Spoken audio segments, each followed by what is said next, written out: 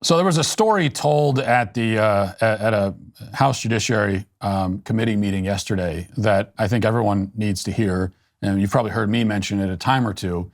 But when we talk about miscarriages of justice, we talk about the federal government, federal agencies being weaponized against their political opponents. There are some really egregious examples of this that we discuss, many of them targeting Donald Trump. But this story, I think, is arguably worse than all of that. Is Daily Wire reporting, acquitted Catholic pro-life activist Mark Houck in front of a House Judiciary Committee on Tuesday revisited the moment when federal and state law enforcement authorities raided his home with guns last year on accusations that he blocked others from entering an abortion clinic.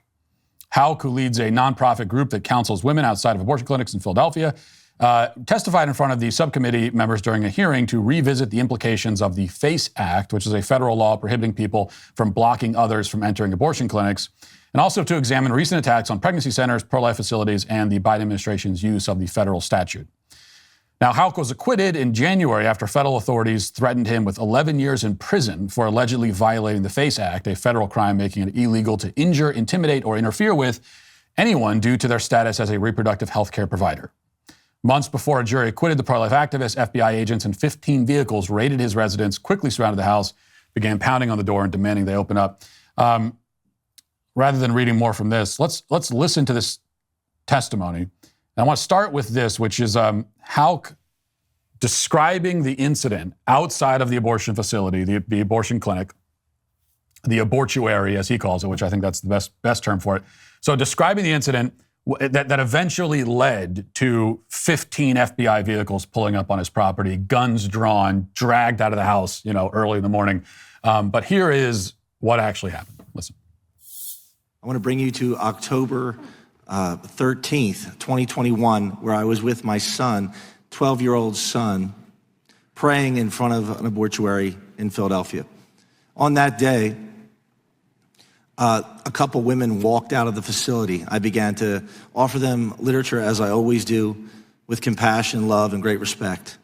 In fact, I was 50 feet away from the entrance of the building.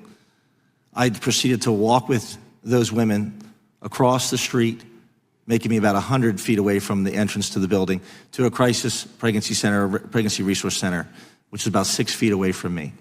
At that time, an escort in the building decided to run over, impede my progress, and get in the way of me ministering and talking to the women that had left Planned Parenthood, 12th and Locust Streets in Philadelphia. At that point, we exchanged some words. We went back to where we were praying, and I continued to pray with my 12-year-old son. About 20 minutes later, the escort, his name is Bruce Love, I've known him for years, I've known him for 20 years, came out of the building. He made a direct line towards my son, stood right next to my son. Again, we're about 50 feet from the entrance to the building. Stood right next to my 12-year-old boy who was a little intimidated and scared by this. I asked him if he could please give him some space. He did not. He has a right to be there. We just continued to pray. He continued to talk to me and offer insults to me, which of course he's done before, and it was never a problem for me, and I didn't listen to it. But then he started to begin to talk to my son. Now, he's talked to my son before. In fact, I believe he taught my son the F word. I'm a homeschool dad, and that's the reality of it. Nonetheless, he begins to talk to my son and badger my son, and starts telling my son how evil his father is and how his father doesn't want to help women. I instructed him to step away and to go back to where he normally stands in front of the building, which he did not. He continued to badger my son. After a repeated request not to comply, not to stand next to my son, I escorted him back to where he normally stands, which he did comply. I turned around to face my son and go back to pray, and he turned around and began to badger my son again. At that point, I became a dad on the street, concerned for my son. I did push the man. He did fall down. Okay, so that's it. That's what happened. He was being a protective dad. He was just being a normal dad. He's being a good dad, and he shoved a jerk who was harassing his son. So what? This guy, well, first of all, this guy clearly deserved it. You go up and you start harassing a 12-year-old boy with his dad standing right there. Getting shoved. You're lucky to get off just with a shove. Okay, it could be a lot worse than that. But even if you are somehow of the opinion that Mark Houck overreacted and should have been a little bit nicer to the man that was cussing out his 12-year-old son, do we need federal agent? Is this a federal crime? Is this something that rises to that level? Companies are strong-arming their customers to support abortion, canceling customers for their political views, making a mockery of women by supporting transgender models. No government agency, institution, or company is allowed to be just what it is and focus on fulfilling the tasks that it was made to fulfill. A beer company can't just make beer anymore. Their primary concern is not with brewing and distributing beer, but with showing their support of the left's political and cultural agenda. Public Square is aware of this problem and offers a new solution. Public Square is an app and a website where you can get connected to tens of thousands of businesses from all different industries that share your value for life, freedom, and family. Public Square also offers discounts to many high-quality businesses on the platform so that you can actually have an incentive to spend money with companies that don't hate you. So it's a win-win situation there. Whether you're looking for a new athletic clothing that knows what a woman is, or a banking partner that you can count on, or simply a new restaurant in your area that won't lecture you about your political views as you're trying to enjoy a meal with your family, well, then you got to head over to publicsq.com. Public Square is free to join as a consumer or a business owner. You can get started at publicsq.com or download their app today. That's publicsq.com. The one-year anniversary of Roe v. Wade being overturned is coming up, and since then, the left has completely lost their mind. Pro-life efforts, which are more important now than ever, are booming. You heard that right. Despite the narrative, pro-lifers didn't go away. They have only increased in number. 40 Days for Life is changing hearts and minds in the most blue pro-abortion states. They've had a record number of locations since Roe was overturned, and they've grown in both volunteers and locations. Again, that's ever since the overturning of Roe v. Wade. With about 1 million volunteers in 1,500 cities, they hold peaceful vigils outside of abortion facilities. This success has come with new unwanted attention from the federal government and the DOJ in regards to free speech. As one of the largest pro-life organizations in the world, no one is in better position than 40 Days for Life to end abortion in each state in a post-Roe America. You can help them fight the ongoing legal battles of protecting free speech for their volunteers, including Mark Houck, the 40 Days for Life volunteer who had his house raided by the FBI that we talked about today. You can help them defend free speech by giving a tax-deductible gift of any amount at 40daysforlife.com. That's 40daysforlife.com. And by the way, this dynamic here is very, very common, okay? So if you're not familiar with pro-life activism, you haven't been around pro-life activists, and you get your impression of them from the media, and I would hope that you'd be smart enough to know that you can't trust that impression. But if that is where you get it, then you probably imagine that usually the situation is reversed. Because in this case, Mark Houck and his son, they're there peacefully and quietly, and they're praying. And then you got this belligerent moron, this Bruce Love guy, who's the volunteer escort.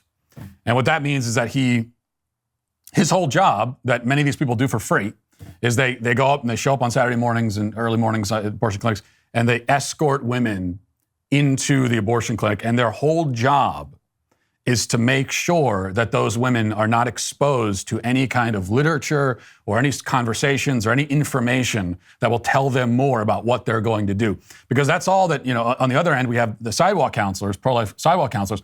All they want to do is they're not running up and screaming at the women. They're not cussing them out. They're not telling them you're burning hell. All they want to do is provide them with information. Like, okay, this is what an abortion is. This is what you're about to do.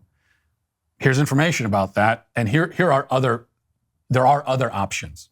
So they want to give information and inform them of their other options. The clinic doesn't want that. Clinic doesn't want any of that. They want these women coming in scared and ignorant and thinking that they have no other choice, that they have to do it, right? They want them scared, ignorant, and helpless. And the clinic escorts are there to assist in that. Now, why would someone volunteer their time to this? Volunteer your time, on a Saturday morning to escorting women into an abortion clinic to kill their babies? You're volunteering your time to make sure that women are not informed about these kinds of decisions? Well, this just shows you the fact that somebody like this other guy, that they're that passionate about abortion, just shows you how evil they are. And so it shouldn't surprise you to learn that this is normally the way that it goes. The pro-life activists who are on the scene at these abortion clinics, vast majority of cases, they are peaceful, they are quiet, they are respectful. Okay, I've been around a lot of these people all over the country. And this is, in almost every case, peaceful, quiet, respectful, prayerful. The belligerence, the violence, the aggressiveness is almost always coming from the other side. And that's what happened here. And that led to eventually the FBI getting involved. But before the FBI got involved, another important thing to keep in mind is that local prosecutors, and Philadelphia, not exactly a friendly environment for pro-lifers. The DA, I'm not sure who was the DA at the time, but we can assume not someone who's on the same side ideologically as pro-life activists. But they found that they were not going to file any charges. They weren't going to press charges because they didn't see that there were any charges to press. Sometime later, the feds came back around and decided that they wanted to get involved, and that's what led to this. On September 23rd, my home was raided by 10 unmarked and marked units, state troopers, federal law enforcement personnel. I had 5 federal agents on my doorstep at 6:30 in the morning with long guns pointed at me and my 7 children. They banged on the door and they said, "Open up." They did not even declare who they were that day. They didn't even ask me, could you please open the door with the FBI? They just said, "Open up." I went to the door, I was up. I said, "Who is it?" They said, "It's the FBI, open up." So I opened up the door peacefully. I said, "Please stay calm. I have 7 babies in here." They pointed M16 guns at me and my wife. My wife comes down and says, "Do you have a warrant for his arrest?" They said, "We're taking him with or without a warrant." My wife said, "You can't do that. That's kidnapping." We proceeded to go into a 4.5-month trial that, as you know, and have said previously, that we were acquitted of. But I was facing 11 years in prison, and I had every prospect in my heart that I would be in federal prison away from my 7 children. Yeah, they won. This is what Biden wanted. Biden, it didn't work out for him, but thank God. Didn't work out for Biden. But what he wanted was this guy hauled away in handcuffs in front of his terrified children. He got that part of it. And then he wanted him in prison for a decade. He wanted to take this man away from his kids for a decade because he shoved someone who was accosting his 12-year-old son. As I said at the beginning, there are many examples of miscarriages of justice, of government agencies being weaponized against political opponents. We talk a lot about the cases that involve Trump, and for good reason. However, this is one of the worst cases, and this man's name should be well known. I mean, this should be like a household name among conservatives. And it is a potentially very terrifying glimpse into the future. Because it's not like they're done. You know, it didn't work out. They weren't able to get him in prison for 11 years like they wanted to. But they're not going to stop. And remember, they went looking for this case. Okay, it happened. The local prosecutor said, we're not going to press charges. Everybody moved on. As far as we know, everyone kind of moved on. And months later, the Biden administration went looking. It's like, let's find somebody who we can make an example of under this FACE Act thing. And they found him. And by the way, the fact that they were looking to send a message again to pro-lifers, to intimidate them, try to make an example out of somebody. And the fact that they had to choose Mark Houck only goes to show how peaceful how peaceful pro-lifers always are. Because from what the media tells us, you would think that there'd be many examples of pro-lifers violating the FACE Act and, running into the abortion clinics and causing a scene and all the rest of it. The fact that they had to go for him, that this was the case they had to try, I think shows you everything. And that'll do it for this portion of the show. As we move over to the members block, hope to see you there. If not, talk to you tomorrow. Godspeed.